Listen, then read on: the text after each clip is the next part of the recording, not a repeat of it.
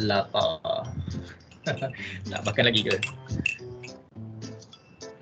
Go grab something lah, biscuits ke. I'm fine, I'm from Tokyo. Wow, buat apa kat Tokyo? Olympic? You feel handsome? Agak hyper? Sehat, amazing, doing great.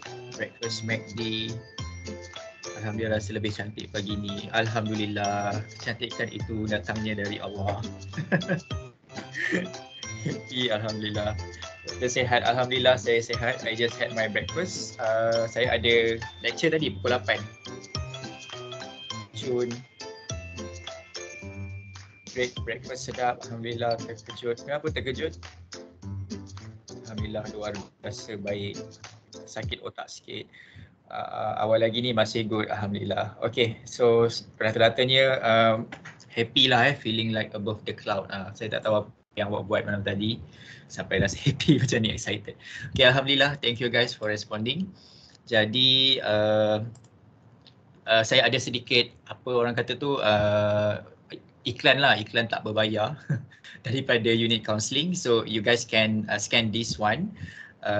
We would like to invite you guys lah untuk watch some video and also answer some simple question by scanning this QR code, okay, from our Pasum Buddy group.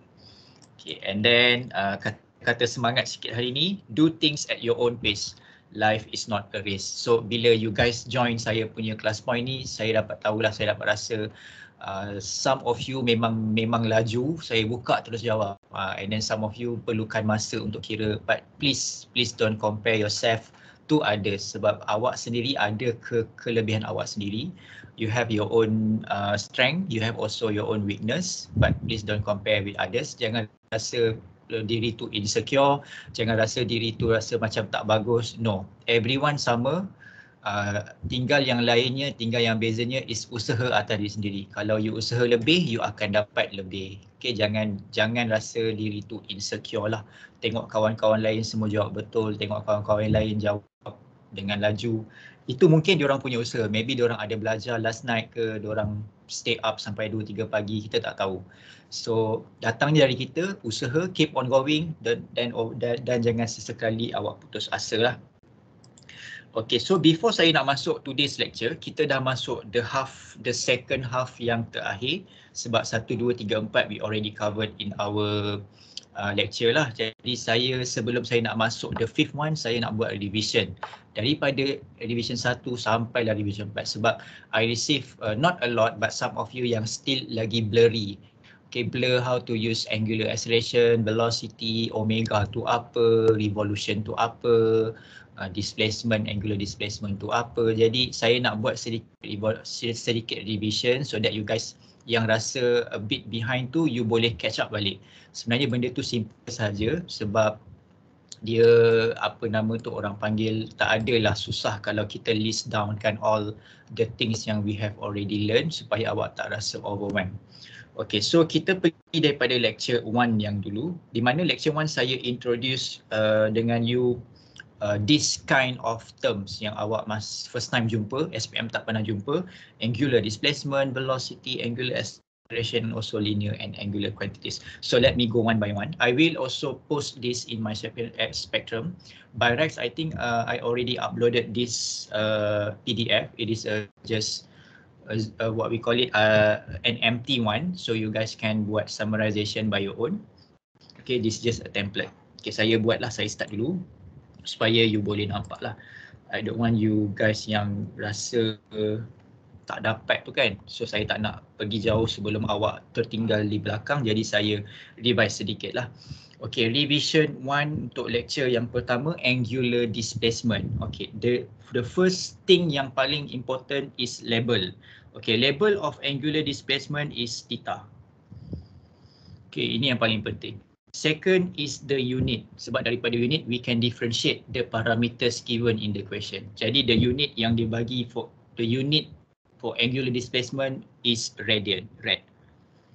Or this yang paling gunalah, maksud dia the SI unit lah. But if the question give you in revolution, in rotation, 1 cycle, we have to convert it in radian. Jadi boleh juga soalan bagi dalam unit revolution. Boleh juga soalan bagi dalam unit one full cycle. One full cycle maksudnya 2 pi lah. One revolution also satu pi lah. One rotation, two rotation, three rotation. So this is all angular displacement. Okay, so this is the unit with the label theta, and also ada unit other than radian yang kita boleh guna. Okay, and then angular velocity. Angular velocity, the label is, anyone? Yang paling important? Omega. Yeah, correct. Omega. And the unit yang kita kena make sure dia betul adalah radian per second. Okay, radian per second. Don't worry about others. Contoh kalau soalan dia bagi, soalan juga boleh bagi the angular velocity in this unit. Is there what? Is there a QR code for it? Yes, I already projected it, but you can find it in our post punya page. Okay, Zul. Okay, and then other than radian per second, question can give you in radian per minute. Also can give you rotation per second. Lagi, boleh juga bagi dalam period. Right, sebab period is equal to, nanti saya akan terangkan lagi. Okay, so omega also, I think better I go conversion dulu. Jadi bila soalan bagi radian per second, radian per minute, awak jangan rasa macam cuak lah benda tu something wrong ke atau no. It is the same. We just have to convert the RPM into radian per second. So for example, if I have 150 radian per minute, how to convert it into radian per second? Senang je, 150 revolution perkan dengan 1 minute. Revolution kita darabkan dengan 2 pi. 1 minute we convert it into second, which is 60 second. Then you dapatlah the unit in radian per second. Okay, kalau rotation per second, you convert the rotation only lah. Per second you don't have to convert because it's already in second. Okay, and then we know juga the omega is equal to the changes in the displacement. The segitiga ni maksudnya changes, okay, small changes, and then the changes in time. And we know the theta is daripada atas ni, mesti radian ataupun revolution ataupun one full cycle, but must convert it into radian ataupun radian per second. Okay, so jangan risau, jangan rasa cuak bila jumpa this RPM, this RPS. You know it must be converted into radian per second. Okay, and then untuk kalau time omega juga boleh dikira, we can calculate the omega, the angular velocity, by using the period 2 pi frequency ataupun 2 pi over the period. Okay, I hope you faham untuk angular velocity.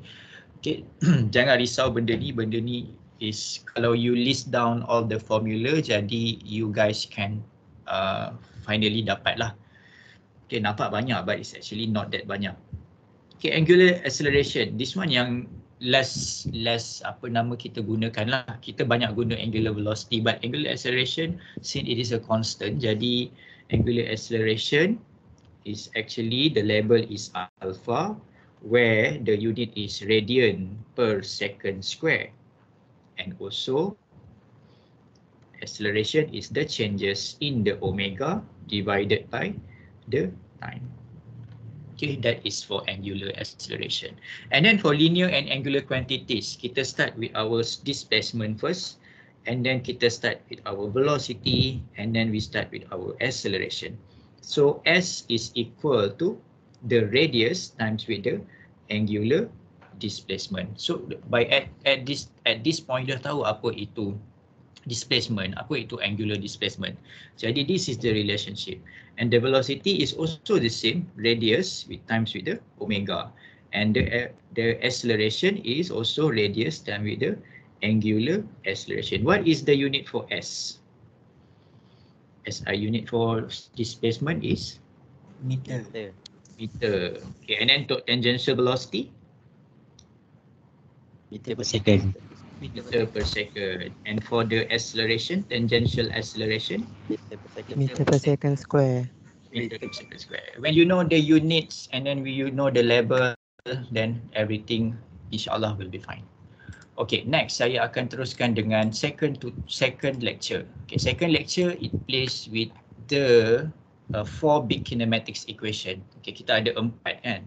The first one is omega final is equal to omega initial plus with the angular acceleration darabkan dengan time. So bila you dapat the soalan related to the kinematic, it gives you the initial velocity, it gives you the final velocity, give you the time, and then give you the delta t. Sometimes that, kalau macam contohnya daripada tutorial yang keempat, that one we have to use this kind of question to find dia punya solution. Okay, apa unit omega final bila kita calculate with the question? Apa unit akhir untuk this one? Rad per second. Rad per second. Okay, unit is very important. Next, second, we have this. Delta theta is equal to omega final plus with the omega initial, we divide by 2 and then we darab with the time. And the final unit is for delta theta, rad. Okay, jadi soalan, bila soalan kinematics ni, when soalan ask for the angular displacement, sometimes dia tak nak the final answer in rad. It asks you again how many revolution there are in the question. Jadi you have to divide lah rad to radian, dah dapat final answer radian, you convert it into revolution by dividing it with 2 pi. Tapi kalau revolution nak pergi radian, we have to convert in by times the 2 pi. So kena tengok benda tu. Dia macam simple conversion tapi because of due to the new term, jadi you rasa macam sangat confused kan, but it's actually direct conversion, dia tak ada masalah pun. Omega initial darabkan dengan time, and then the third one, this one half darabkan the angular acceleration. This one also the same. The last unit yang you akan calculate dapat radian. And also in order to solve the problem by using kinematic equation, all the information given mesti guna radian untuk angular displacement, mesti guna radian per second untuk kita punya angular velocity, and mesti guna radian per second square. And then only you can use this sub into this equation. And the final answer mesti dalam bentuk between these three lah. Okay. Then yang paling penting kebanyakannya, it asks you to find the angular displacement not in radian but in revolution. So you have to divide by 2 pi. Sometimes they juga ask you got the angular velocity in radian per second, final answer. So you also have to convert it into revolution per minute. Boleh jadi juga. Jadi kalau nak daripada radian per second to revolution per minute, dia jadi terbalik lah, divide by 2 pi and then divide by another 60 second or 60 minute. Okay, so the conversion tu you have to ada the skill lah supaya awak tak salah apa yang dia nak. And the last one is the angular velocity to the power of 2. Final, yang ini pun simple lah, the final answer akan dapat radian per second. Okay, so far okay Okay. Doktor, Ya saya. kalau macam doktor kata acceleration tu dia punya formula dia meter per second square kan? For tangential acceleration, yes. Oh, kalau yang ni radian per second square lah. That one is angular acceleration. Jangan terbalik benda tu. Kalau angular acceleration, the label is alpha like that. Kita tahu unit dia radian per second. Ini. Tapi kalau meter per second square ni, it is tangential acceleration. Tangential acceleration, kalau saya lukis bulatan, dekat mana tangential acceleration? Akil? Dekat circumference lah. Dia akan jadi perpendicular to with our centripetal acceleration kan. Ini tangential acceleration. And tangential acceleration ni lah dia punya relation. Okay, and the unit mesti linear. Jadi kat sini awak dah nampak apa beza angular, apa beza linear by the unit itself. Kalau you faham unit, you faham label, and you can differ ataupun bila tengok you tengok the question, you boleh differentiate between those quantities, then you boleh faham. Okay Akil? Doktor. Ya saya. Kalau nak convert tangential velocity kepada linear quantity tu pakai yang mana? V equal R omega. Tangential velocity to Linear punya quantity. tangential velocity tangential velocity is already in linear. It is already in meter per second. Jadi the equation is this one. Kita darabkan the angular velocity dengan radius. Angular velocity is not linear. Jadi angular velocity ni yang radian per second tu. Okay Haris? Yang angular, yang tangential velocity tu yang linear tadi doktor cakap. Yep, tangential velocity is linear, VT, V tangential. Okay, faham. Okay, so kalau katakan masih lagi ni, cuba list downkan all, apa itu tangential, apa itu angular, nanti you akan nampak. Boleh semua? Okay, and then kita pergi centripetal acceleration, ada dua je equation yang kita guna untuk centripetal acceleration. AC is equal to, in terms of the tangential velocity, V tangential to the power of 2 divided by the radius. So this one is in terms of tangential velocity. And the other one is in terms of the angular velocity, where R we times with our omega to the power of 2. What is the unit of this? Unit is? Meter per second.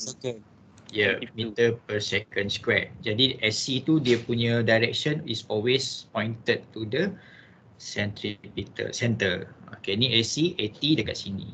AC adalah this equation, AT adalah this equation. R darabkan dengan angular acceleration.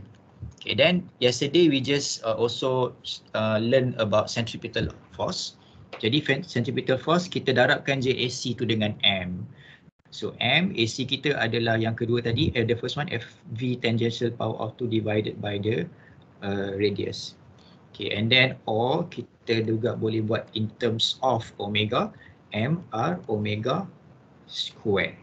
Okay, benda ni adalah AC sebenarnya. Kita darabkan dia dengan M saja, yang ni pun AC. Jadi unit untuk FC adalah, unit is Newton. Yes, Newton is force kan. Okay, so that is basically the formula yang digunakan lah. So I hope you guys boleh list down all and then boleh differentiate so that awak tak tertinggal jauh. So jangan risaulah, yang first one memang banyak sikit sebab new term kan. Jadi dia akan apa nama lah banyak. Dr. QR code from before was not available on the post, so some of us had problem to scan for attendance. Thank you sir. Okay, saya akan, kenapa dia ada error ke apa? Error Ada error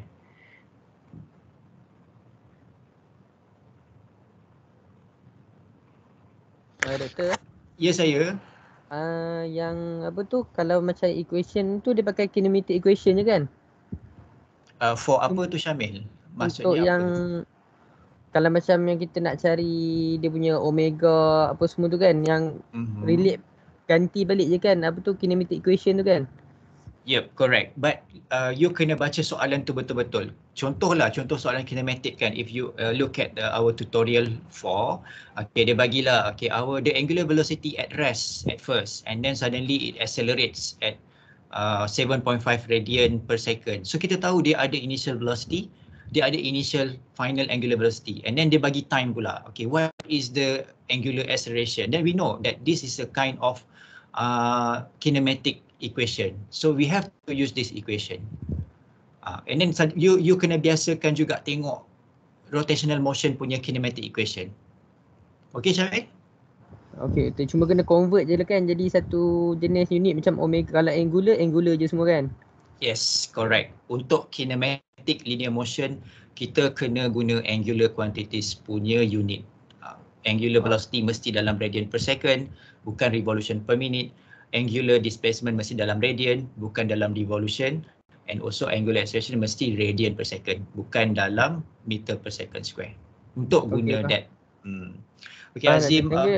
Welcome Syamil. Okay, tak jumpa kodenya. Okay, tak apa. Saya akan bagi sekarang, maybe dalam 2 minit.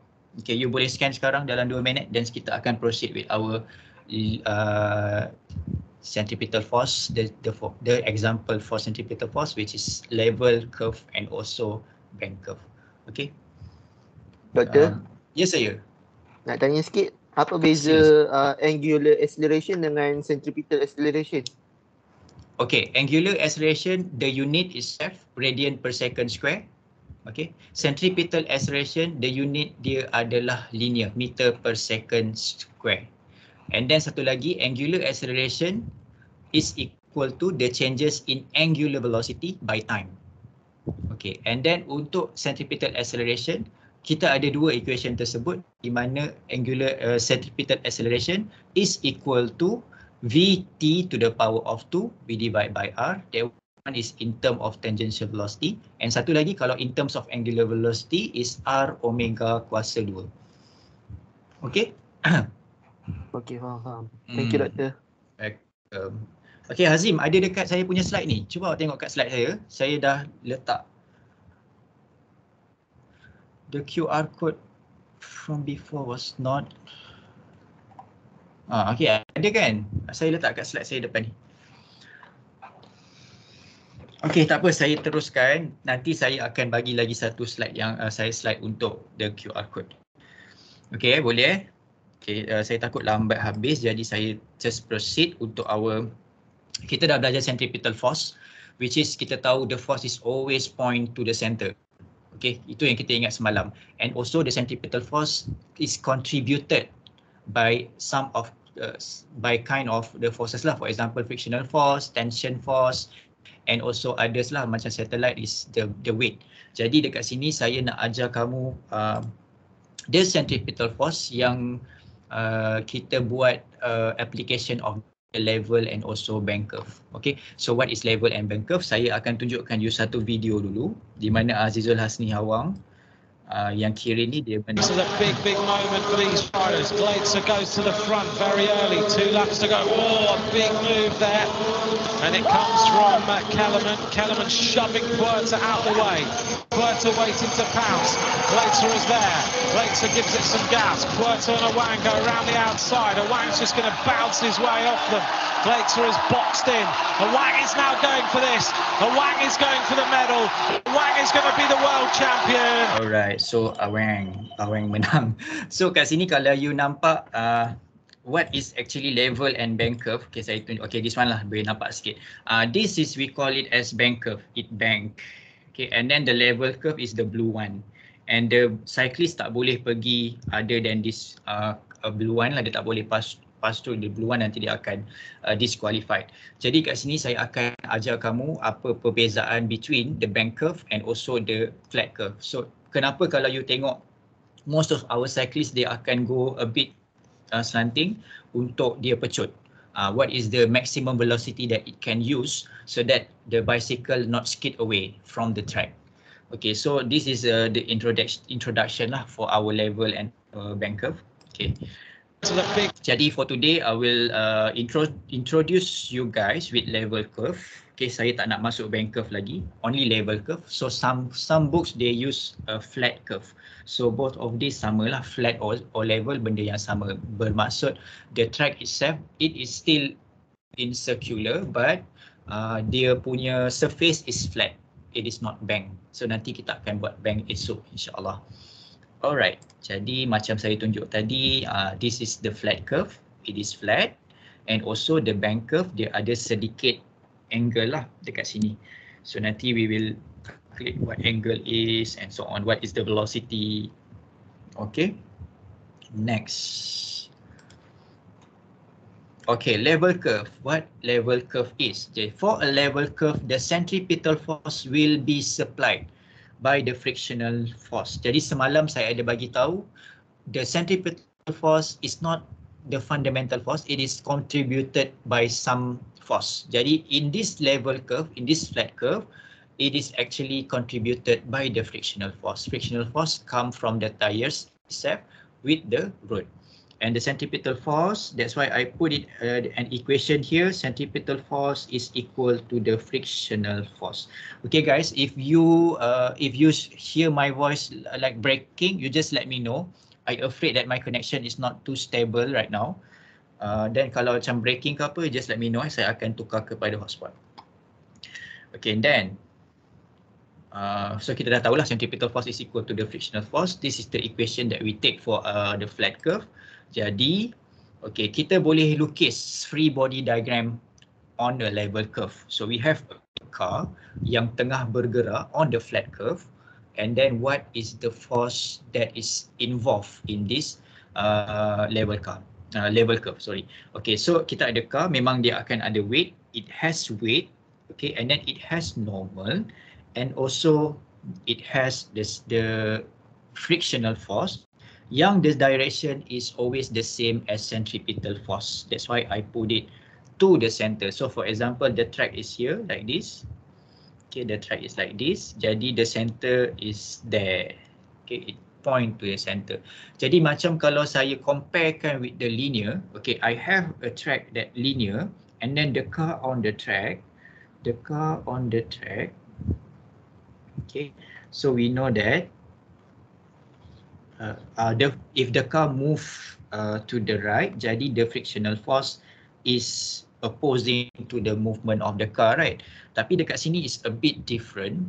The frictional force mesti the direction, we always put it as the same direction as the centripetal force. Okay, boleh follow Jadi kalau saya lukis the FBD, the free body diagram, we have an object here, and then it has normal that pointing to the up, and then we have the weight, and also the frictional force adalah ke arah sama dengan centripetal force. So kalau the center dekat sebelah kanan macam ni kan, macam ni, the center is sebelah kanan, jadi the frictional force also akan point sama dengan kita punya centripetal force. Okay, that's the key word. Okay, now kita dah tahu the centripetal force samakan dengan kita punya frictional force. Okay, and then we know that frictional force adalah mu s darab normal. Okay, and then kita samakan dia dengan our centripetal force yang kita belajar semalam. It is equal to mvt to power of 2 divided by r. Jadi the maximum speed the car can travel without the car skid from the track, this is the velocity. Okay, let me derive how from this equation kita boleh dapat this equation. Okay, I will open my blackboard so that I can show you the derivation. Okay, sekejap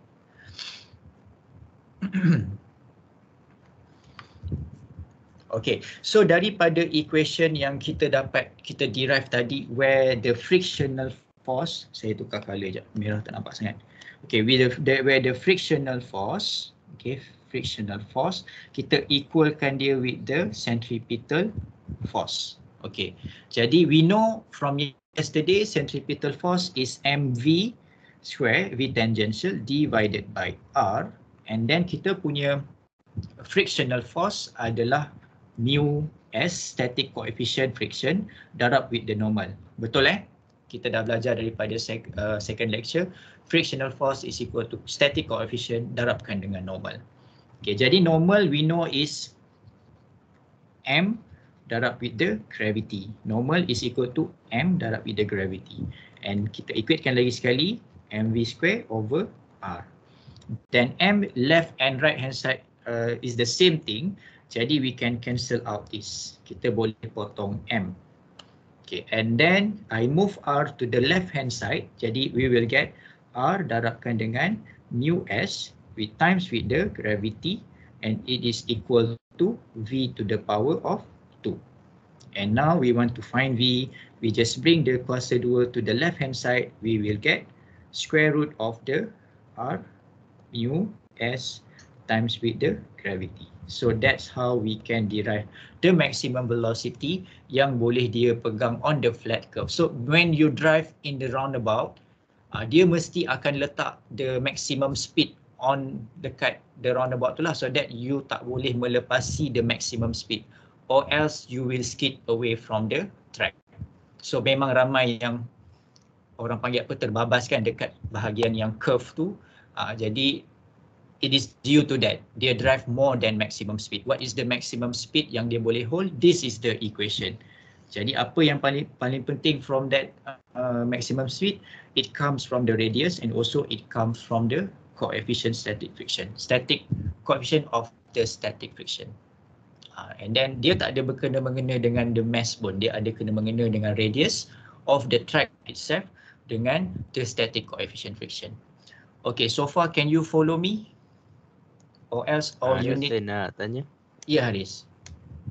Kan friction force dia ke arah tengah kan, ke arah center. Correct, dia ke arah mengikut centripetal force. Yep. Dia ke arah belakang tak ada ke? Ke arah belakang dia tak ada sebab dia move in the circular motion. Dia tak sama dengan linear motion tau. Dia move ke sini and at a particular point. Okay, kalau saya draw again, it is a good question. Thank you, Haris. Okay, saya padam sekejap. Okay, kalau kita ada circle, okay, and then the car at this time, and we know the tangential velocity is always perpendicular to the car. That's it. So bila dia move tu, setiap point tu dia perpendicular to the circle. Jadi there is no dia ada friction yang daripada belakang, but it is not calculated on the velocity that we use bila dia lalu dekat circular motion, the circular track. Okay, Haris? Okay, faham. Okay, good question. Ada lagi? Doktor, saya nak tanya. Ya, silakan. Okay, yang ni dalam kes ni kita cakap pasal level curve dia dekat on flat road kan. Cuba kalau dah macam bukit naik atas bawah, bukan ke end dia dah lain? Ke end dia sama lagi? Yang itu nanti kita akan belajar in the bank curve. Kita sekarang ni just fikir yang you lalu atas roundabout yang memang flat. So adalah a bit naik bukit, turun bukit sikit, but that one maybe a higher level sikit. You akan belajar more. Nanti jadi civil engineer kan, how you want to build a track yang boleh achieve, yang boleh hold 90 meter per second ke, macam dekat track lumba yang dekat Sepang tu kan. There's a lot of variation of the height and also the bank punya theta. Tak apa, we will see that on the next punya case. Okay, siapa yang tanya tadi? Asha. Saya Asha. Alright. Okay, Asha, boleh kita pergi yang a simple one dulu and kita just tengok the simple case dulu and only kita cuba naikkan difficulty sikit untuk esok for the bank curve. Okay, Asha? Okay. Alright. Okay, saya teruskan sedikit. Kita tengok soalan sebab I suka untuk give you a lot of examples so that you be exposed to what kind of the question that boleh tanya in the level curve. Okay, and also from my previous lecture also I like to show more example and so that you boleh faham lah in mathematics and other than the theoretical punya parts. Okay, so a car travels around a level curve of radius 60. Jadi the radius given is 60 meter. So the coefficient of static friction between the tires and the road is 0.7. And calculate the maximum speed. Okay, so dia cari maximum speed lah, so that the car can travel without skidding. Jadi kita guna equation yang kita dah derive just now, where the tangential velocity is equal to the square root mu s times with the r times with the gravity. Jadi you, as I advised you just now in the earlier of my lecture, you can start to list down all the equation that related to the circular motion. So nanti bila you do the revision, you dah boleh faham lah. This is for the tangential, this is for the maximum speed, this is not tangential, maximum speed for the level curve or for the flat curve. And then you can use directly without you need to derive it again. So kalau katakan in case you lupa sangat, then you derive lah, where the level curve F frictional force is equal to the centripetal force. Alright.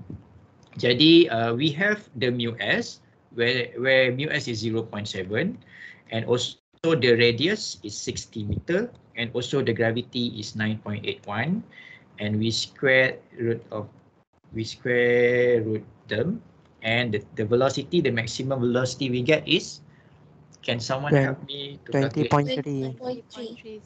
20.3 meter per second. Jadi kalaulah katakan you guys drive more than 20.3, memang confirm you akan skid.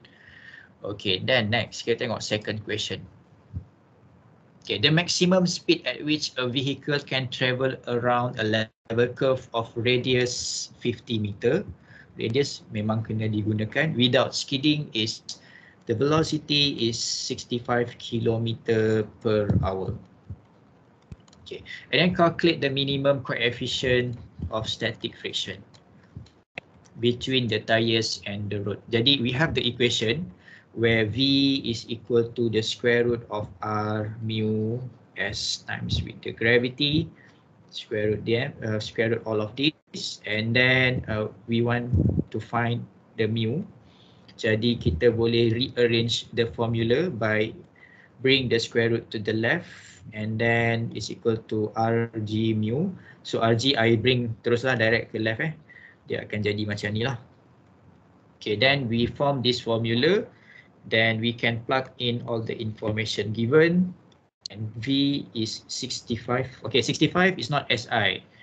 Then we have to convert this into meter per second. Jadi 65 km per 1 hour. Jadi km we convert it into meter times 1000. Okay, and then 1 hour we convert to second is 60 minute.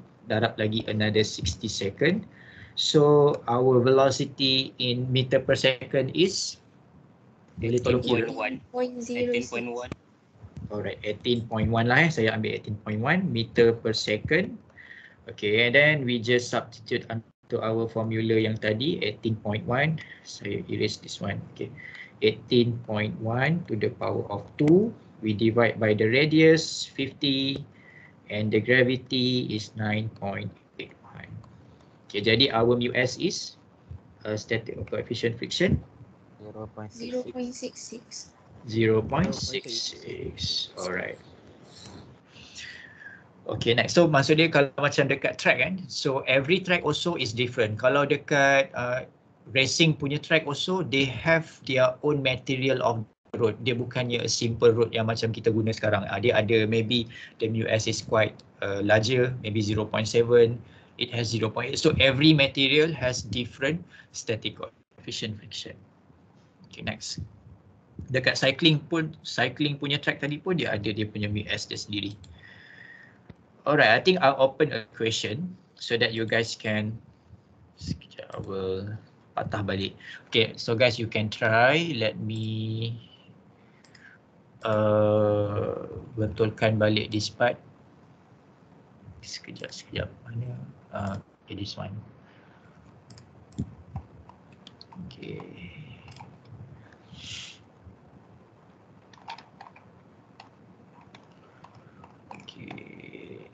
Okay, this one tak nampak R1, R2 tu. Make it bawah sikit lah.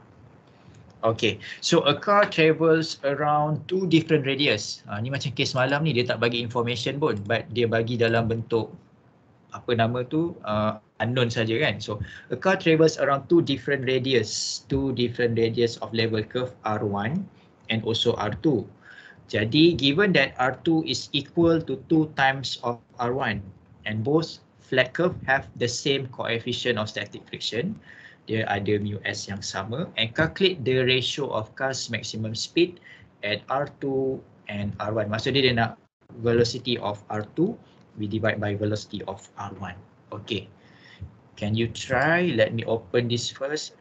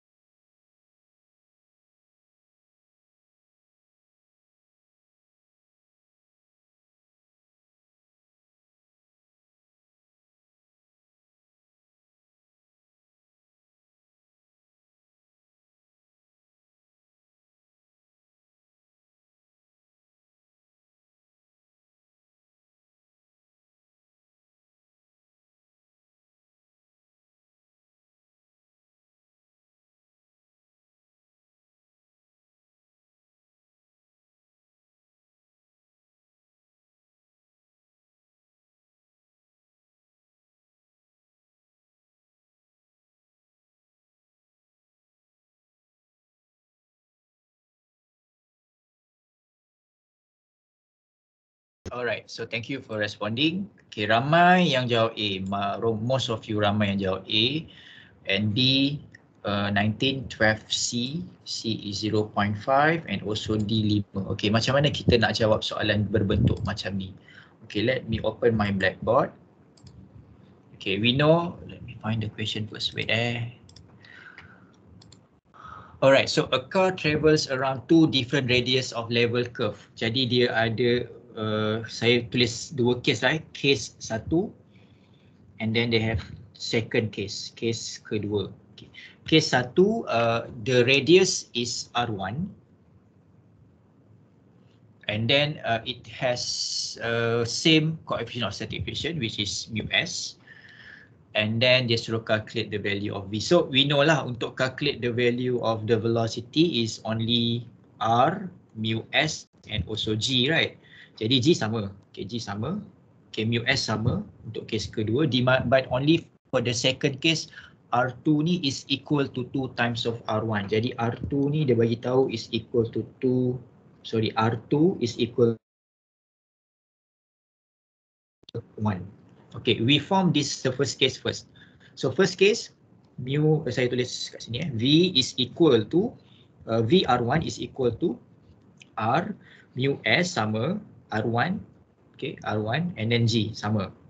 Alright, and then for the second case, V R2 is equal to R2 mu S darabkan with the gravity. Jadi R2 dekat sini is equal to 2 times R1.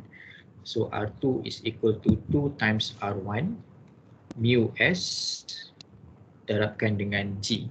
Okay, mu S darabkan dengan gravity and square root them.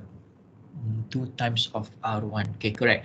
Jadi question asks the ratio of R2 and R1. Dia nak VR2 divide by VR1. So we have this for VR2. We have this for VR1. This one. Okay, jadi saya buatlah VR2 is set to R1 mu S G. Okay, ni VR2 divide by VR1 is divide by square root R1 mu S G. Okay, how to solve this? Ramai sangat yang buat, dia potong je square root ni. No, cannot, tak boleh. Sebab apa tak boleh? Sebab dalamnya isinya berlainan. Yang dalam atas ni isinya ada 2. Yang ini bawahnya isinya tak sama, dia ada R1 saja. So we cannot simply cut the square root, but we can satukan the square root. Jadi it is equal to this. Square root besar 2R1 mu S G. We divide by R1 mu S G. Now only we can cut this. R1 we can cut, mu S we can cancel out, and also G can cancel out. Jadi the answer is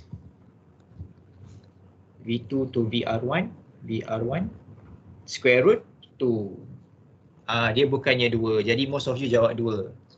Tapi jawapannya is square root 2. Square root 2 is what? 1.41. Yes, 1.41. So the answer is B. Okay, answer is B. So ramai yang jawab A tadi, dia dah tinggal dekat part 2 saja. Maksud dia ramai yang buat, dia simply potong this one and then dia potong je R1 this one, then dia tinggal 2. No. Kalau isi square root dia tak sama, macam ni lah, macam 7/5. Square root 7, square root 5. Mana boleh potong square root ni? We cannot. So we have to satukan the square root 745. Ini baru betul. Okay, boleh ada yang buat 0.5, maybe dia terbalik. So kita tengok soalan apa. Dia nak ratio which one to which one. So dia nak ratio VR2 to VR1. So this is the correct answer. Okay, I want to show you a bit pasal band curve. I will not go further with band curve, but I will discuss this more later untuk next punya lecture. Okay, but just a bit introduction lah pasal band curve. Jadi tadi kalau level curve, the centripetal force is contributed by the frictional force only. But for the bend curve, the one that contributes to the centripetal force is the net external force. Apa itu net external force? Dia ada banyak lah. Dia ada daripada the mass of the object itself and also the frictional force of the object. So the net external force exert on the object, including the inward radial component and frictional force, can supply the centripetal force. So this is the equation that involved. Kalau tadi level curve, the centripetal force is on the frictional force. But for the bend curve, dia kena ada net force. Net force ni datang dari mana? Datang dari inward radial component and also frictional force. So this is the forces involved lah. Jadi I will go this further tomorrow. I already uploaded in my spectrum. You guys boleh baca first. So what are the forces involved yang supply to the centripetal force? Then I will explain to you more tomorrow. Nanti kita akan buat the comparison between the bend curve and also the level curve. Okay, I think before I end my lecture, any question from you guys?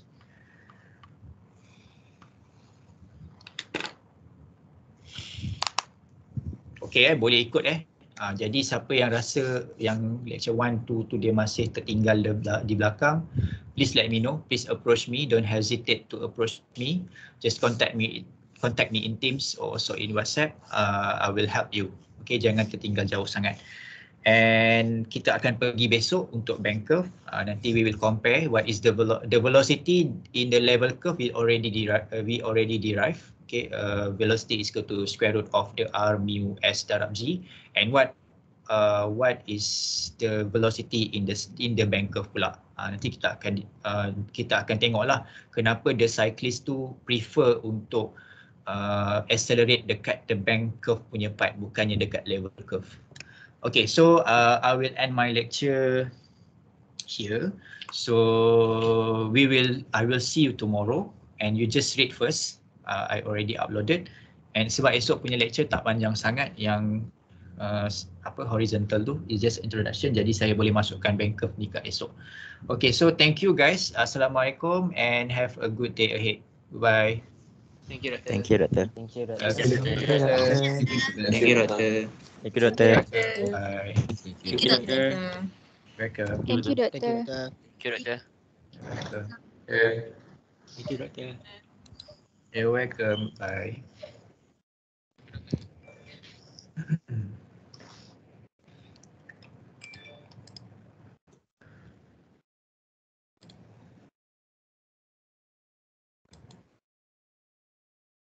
Doktor.